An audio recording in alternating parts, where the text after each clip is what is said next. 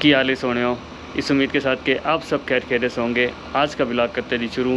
भाई मैं आज मौजूद हूँ कोविना में, जो कि लॉस एंजल्स की एक सबब है और ये डाउनटाउन से आलमोस्ट 20 माइल्स के डिस्टेंस पर है और एक बड़ा ही छोटा सा खूबसूरत सा शहर है।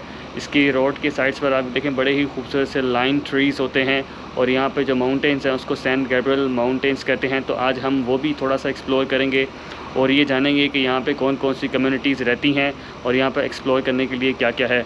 लेकिन जो दोस्त इस चैनल पर नए हैं जल्दी से इस चैनल को सब्सक्राइब कर लें, press the bell icon for more updates, notification on करना ना भूलिएगा। बात कर लूँ कि कोविना को इस्टेब्लिश कब किया गया था। 1923 में इसको एज ए पब माना गया और यहाँ पर ज़्यादातर एग्रीकल्चर लैंड होता था और लोग ज़्यादातर यहाँ पर काश्तकारी ही करते थे। यहाँ पर अभी देखें ना तो आप यहाँ पर एक सिटी छोटा सा है, उसको कहते हैं वॉलनट सिटी, और फिर लेमन सिटी भी है। और यहाँ पर पहले इतनी आबादी नहीं होती थी, वर्ल्ड वार 2 के बाद यहाँ पर आबादी काफ़ी बढ़ गई। अभी जो कोविना के अंदर ज़्यादातर लोग रहते हैं वो रहते हैं वेस्ट कोविना में। अच्छा, तो अभी मैं एक पार्क जा रहा था तो रास्ते में एक बड़ी खूबसूरत जगह आई कि मैंने कहा कि आपको दिखाता हूँ। वो बिल्कुल कोई यूरोप जैसी लुक दे रही थी और ये जगह काफ़ी प्यारी है। ये तो एक्चुअली यहाँ पे एक रेस्टोरेंट है और ये जो है होटल है और जिस जगह के लिए मैं एक्चुअली रुका था वो ये है।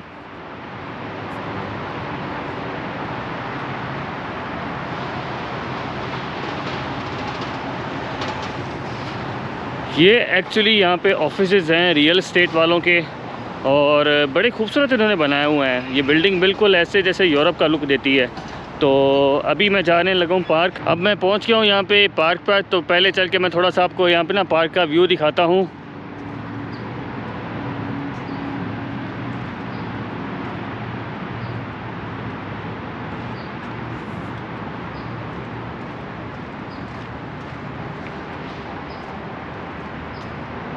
अच्छा, ये पार्क कोई मतलब बहुत बड़ा यहाँ पे पार्क नहीं है। ये सिर्फ समझे कि मैं एक छोटे से कम्युनिटी के पार्क पे आया हूँ और यहाँ पर हर कम्युनिटी होती है, एक स्मॉल टाउन उसको कहते हैं, ठीक है। हर टाउन का ना एक नाम होता है और उसके साथ जो है ना मतलब हर 2 स्ट्रीट्स के साथ इस तरह का छोटा सा एरिया इन्होंने मुख्तस किया होता है जहाँ पे बुज़ुर्ग वगैरह आकर वॉक भी कर सकते हैं, रनिंग भी कर सकते हैं।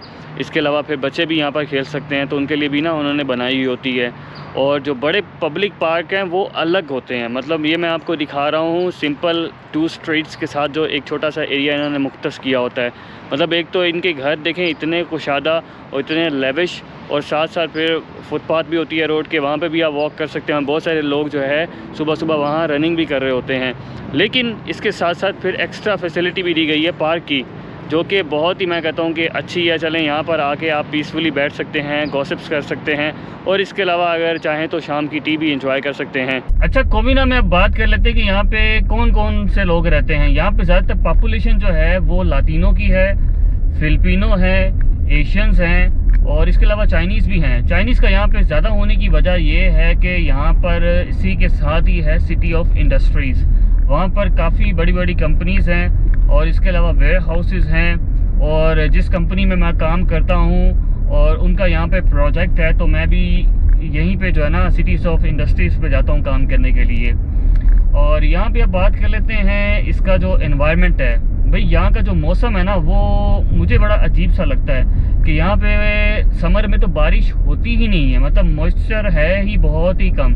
कहते हैं कि यहाँ पे विंटर में बारिश होती है, लेकिन मुझे अभी तक फील हुआ ऐसा ही है कि यहाँ पे बारिश होती ही नहीं है। तो इस वजह से यहाँ पे मे भी लकड़ियों के घर ज़्यादातर बनाए जाते हैं।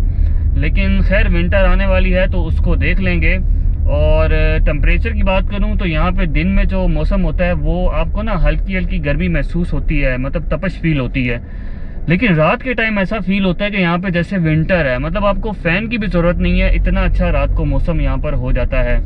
और पोल्यूशन तो यहाँ पर बिल्कुल ना होने के बराबर है। बड़ा ही ग्रीन लश पश ये इलाका है। अभी मैं जिस रोड पे जा रहा हूँ इसके इर्द गिर्द दरख्त ही दरख्त हैं और साथ ही जो है इसके फिर लेफ़्ट साइड पे आ रहा है जी सैन गैब्रियल माउंटेन्स, जो मैं आपको दिखाऊंगा। अब यहाँ पर जो लोग हैं वो सैर व तफरीह के लिए आते हैं, वो ज़्यादातर जाते हैं यहाँ पे पार्क्स हैं डिफरेंट और वहाँ पे हाइकिंग के स्पॉट्स हैं, वो जाके हाइकिंग करते हैं और इसके अलावा फिर सनसेट का व्यू हो गया या सनराइज़ के लिए लोग जाते हैं वहाँ पे। अभी मैं एक जगह पर आया हूँ, हाइडलबर्ग पार्क के नाम से। ये एक छोटा सा विलेज है। मैंने कहा चलें आपको दिखाता हूँ कि यहाँ पे टाउन्स कैसे होते हैं। ये देखें भाई, घर देखें यहाँ पे किस तरीके से बड़े खूबसूरत किस्म के घर बनाए गए हैं।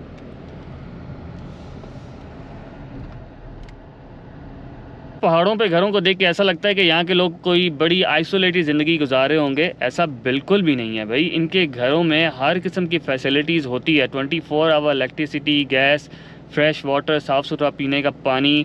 और इसके अलावा इनके घर देख लें, काफ़ी खुले खुले इनके घर बने हुए हैं। और एक और चीज़ ये है कि इन्होंने घर के बाहर जो लॉन्स होते हैं ना, उनको मेंटेन करना होता है। मतलब अगर वहाँ पे गन वगैरह डालेंगे तो इनको फ़ाइन होता है। तो इसलिए ये जगह बड़ी साफ़ सुथरी सी है। रोड्स कितनी ओपन और वाइड रोड्स हैं यहाँ पर। और एक और चीज़ यहाँ पे बहुत अच्छी ये है कि यहाँ के लोग ट्रैवलिंग को बहुत पसंद करते हैं। यहाँ पर अगर लोगों की गाड़ियों की डिग्गियाँ हम चेक करें ना, तो वहाँ पर कैंपिंग का या फिर सर्फिंग का, क्योंकि यहाँ पे बीचेस ज़्यादा हैं तो लोग ज़्यादातर सर्फिंग वगैरह करते हैं, तो उसका सामान ज़रूर मौजूद होता है, या फिर हाइकिंग का।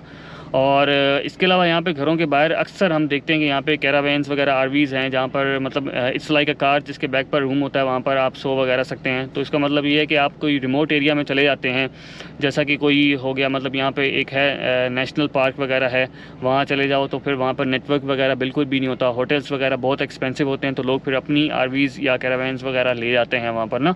तो इस तरीके से लोग एंजॉय करते हैं भरपूर। यहाँ पर भी सारे लोगों के पास अच्छे या लेविश किस्म के घर नहीं होते, सबके पास अच्छी गाड़ियाँ वगैरह नहीं होती। यहाँ पर भी लोग काफ़ी गरीब पाए जाते हैं। और यहाँ पर बहुत सारे ऐसे लोग हैं जो होमलेस हैं, जिनका अपना कोई घर ही नहीं है। और यूएस में इनकी तादाद काफ़ी ज़्यादा है। अभी मैं आपको एक होमलेस दिखाता हूँ। तो इसलिए मैं कहता हूँ कि हमेशा अल्लाह ताला का शुक्र अदा करना चाहिए, आप जिस हाल में भी हों। अगर आपके पास रेंट की भी सर पर छत है तो ये भी बहुत बड़ी नेमत है। और अगर आपके पास ये गाड़ी, ये चीज़ें वगैरह नहीं है, ये इतनी मैटर ही नहीं करती। सबसे बड़ी चीज़ ये है कि अगर आपकी सेहत अच्छी है, आप सही सलामत हैं, तो बहुत बड़ी ये नेमत है अल्लाह ताला की। हमेशा इंसान को थैंकफुल होना चाहिए, हम्बल होना चाहिए, और इसी तरीके से इंसान ज़िंदगी में आगे बढ़ता है। अगर इंसान ग्रीडी रहे और हर चीज़ की लालच ही करता रहे, तो वो इंसान इतना कामयाब नहीं होता। आजिज़ी जो होती है वो इंसान को अर्श तक ले जाती है। बात कर लेते हैं जी खाने पीने का क्या साजो सामान है। भाई यहाँ पर ज़्यादातर जो रेस्टोरेंट्स हैं, मैं कहूँगा वो तो चाइनीज़ हैं। और बाकी अमेरिकन्स भी लोकल, तो यहाँ पर जो इनकी फ़ूड होती है वो ज़्यादातर बर्गर्स होते हैं, या फिर मैक्सिकन कुछ फ़ूड है, और या फिर टैकोस या नाचोस वगैरह हैं। लेकिन यहाँ पे देसी रेस्टोरेंट भी पाए जाते हैं। काफ़ी यहाँ पर इंडियन रेस्टोरेंट्स मौजूद हैं, तो वहाँ पर जाकर आप देसी खाना खा सकते हैं। इसके अलावा अगर डाउनटाउन की तरफ जाएं तो वहाँ पे पाकिस्तानी रेस्टोरेंट्स भी मौजूद हैं। इसके अलावा यहाँ पर ये है कि इंडियन कम्युनिटी काफ़ी अच्छी है यहाँ पर, और पाकिस्तानी भी यहाँ पर हैं। और मतलब यहाँ पर इंडियन और पाकिस्तानी दोनों को हम कहते हैं देसी, मतलब हम देसी कहलाते हैं एक दूसरे को ना, ब्राउन मुंडे हो गए, सही है। तो यहाँ पे एज इट इज़ कोई इतना इशू नहीं होता, बिल्कुल आपस में प्यार मोहब्बत के साथ एक दूसरे को सपोर्ट करते हैं सारे। और इसके अलावा ये है कि यहाँ पे मस्जिद वगैरह भी हैं। अभी हम चलते हैं, नमाज का टाइम होने वाला है, तो चलकर नमाज़ पहले पढ़ते हैं और फिर उसके बाद मिलते हैं। मस्जिद में पहुँच गया हूँ, तो चलिए चलकर अब नमाज़ पढ़ते हैं। अल्हम्दुलिल्लाह मैंने अपनी ज़ोहर की नमाज़ अदा कर ली। और whenever I come here I feel like I connect myself with the creator of this world। और ये जगह मेरे घर से almost 10 miles के फासले पर है, and I need 30 minutes to get there, but whenever I come here I feel like I'm refreshing my soul। so ज़िंदगी में इंसान को अच्छे काम करने चाहिए और हमेशा अच्छा सोचना चाहिए। अल्लाह पाक हम सबको अच्छा इंसान बनाए और अच्छे काम करने की तौफीक अता फ़रमाए। अब मुझे जाना है एक जगह पर, तो मैं निकलता हूँ, लेकिन आप लोगों ने चैनल को सब्सक्राइब के बगैर नहीं जाना। मिलते हैं नेक्स्ट वीडियो में, इस उम्मीद के साथ कि आप अपना और अपने इर्द गिर्द लोगों का बहुत ख्याल रखेंगे। कनेक्ट उस्मान।